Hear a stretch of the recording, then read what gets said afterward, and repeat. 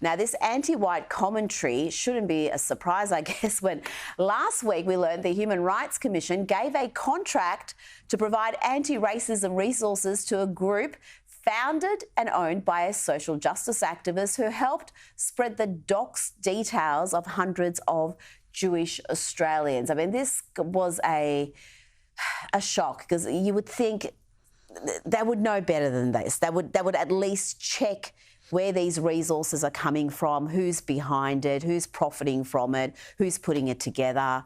But here we are.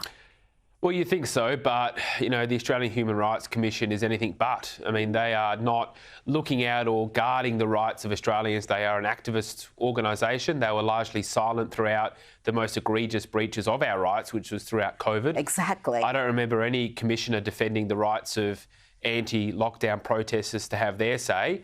I don't remember them having anything to say about the mandates and the border closures and the various restrictions on our rights and freedoms. I don't think they've said anything since. So, look, this is just another example, I think, of how this is an activist organisation, not a genuine organisation that's meant to be advancing human rights in Australia. And yet, when the coalition were in power, they didn't dismantle it. I mean, if you don't actually act on these bodies when you have the opportunity to do so, you cannot cry about it now. This is, again, just something else that consecutive coalition governments have failed on.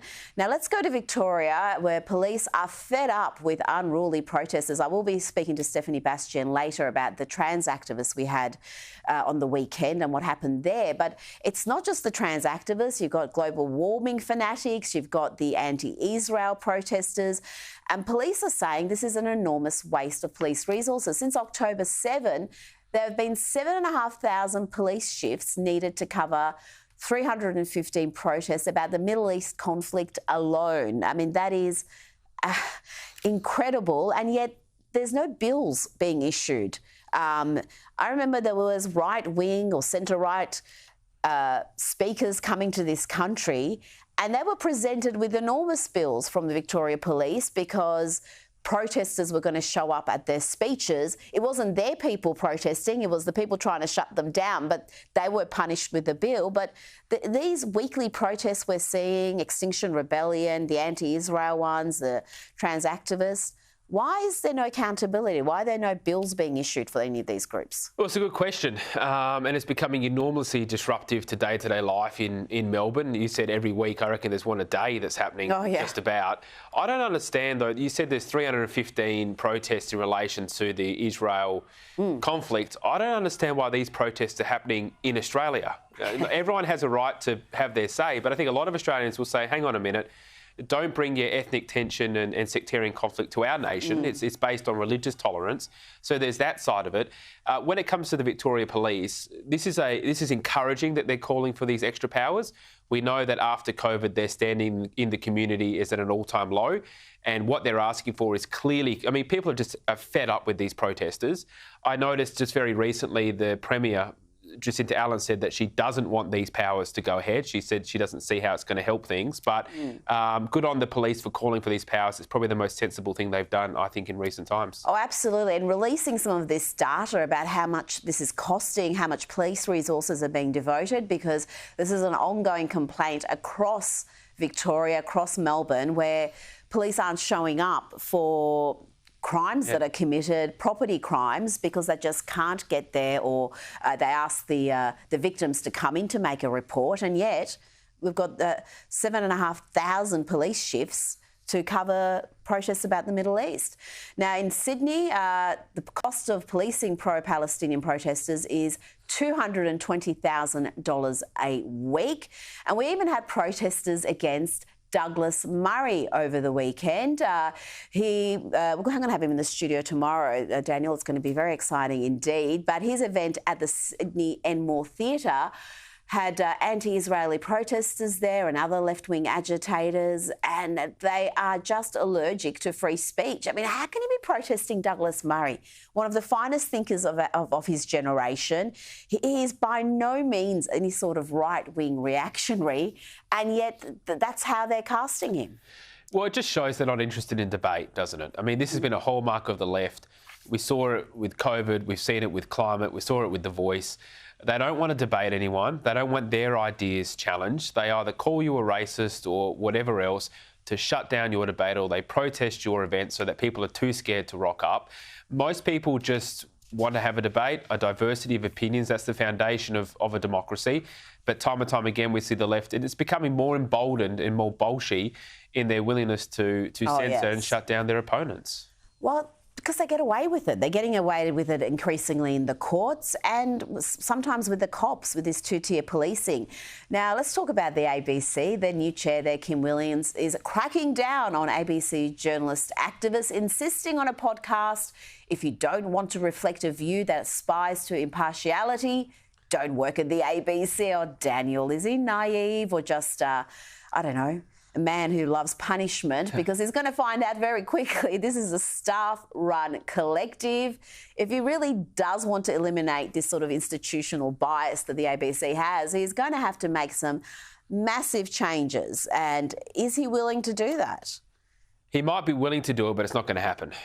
Like, it is a staff-run collective. You hit the nail on the head. We've seen, whether it's the managing director or the chairman, they have almost no influence as to what happens on the ground at the ABC with their editorial positions and their commentary. No one's saying that journalists can't have an opinion, but what we're saying is it's a public broadcaster funded by taxpayers. Therefore, you have to make at least a reasonable effort to showcase the diverse views of the Australian community. At least have both sides of the story on major issues. They don't do that. The only way you can fix the ABC is either through changing its funding or changing the regulations which are attached to that funding. If that doesn't happen, it's going to be more of the same. Well, we do have a charter. They actually are breaking their charter, so they're legally obliged to be impartial. They're not like The Guardian or Fairfax or Nine, I should say, Fairfax, they don't exist anymore, or even us. They have a charter. They're taxpayer funded, so they have to be impartial, and that is never enforced. It's never enforced under coalition government or a Labor government. And we saw that with The Voice most clearly when the majority of Australians, a significant majority in the end, voted no. You look at the ABC coverage, you would have thought a no vote was a 1,000,000 to 1 shot, because it was just overwhelmingly activist yes content. It was, and it just reflects the inner city bias of the ABC. They don't understand the views of ordinary Australians, and they actually look down upon them in many ways. They look down on the lived experience and the life of ordinary people. Look, there's deep structural issues at the ABC. The charter should be enforced. If there's going to be a charter, at least enforce it. I don't know what mechanisms there are to do that, but clearly the priority for an ex-coalition government has to be, OK, if you don't want to touch the funding, OK, at least enforce the charter so it has to be impartial. Now, Princess Kate has finally revealed where she's been the past few months, privately battling cancer.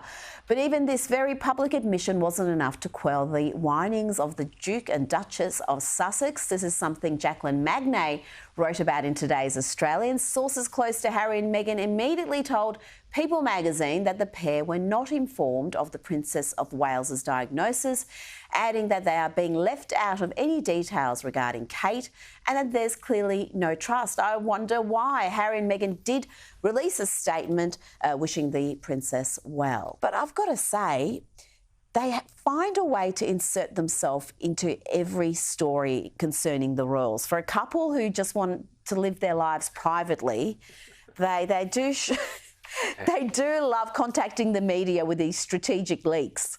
Yeah, well, I was just thinking of the South Park episode when you mentioned that, which was a great send-up. But yeah, it's all about them, isn't it? And that's what they don't understand. People, that's the main thing that people have a problem with Harry and Meghan, is it's all about them. Everybody's wishing Kate and the royal family all the best, and obviously the king as well with their health troubles. But somehow they managed to take that story and take that real issue and make it all about them. And finally, Rebecca Judd has taken to Instagram to slam the Victorian government's lack of response to growing crime in her suburb of Brighton. The model and businesswoman said, "Pretty sure someone warned the government about this back in 2022 and was rubbished. They didn't care then and they don't care now. This is a Victoria-wide issue, not just Bayside." And Daniel, she is 100% right. Dan Andrews tried to bully her with old stats So did parts of the media, to their great shame. But the latest data shows she was 100% on the money about this surge in crime.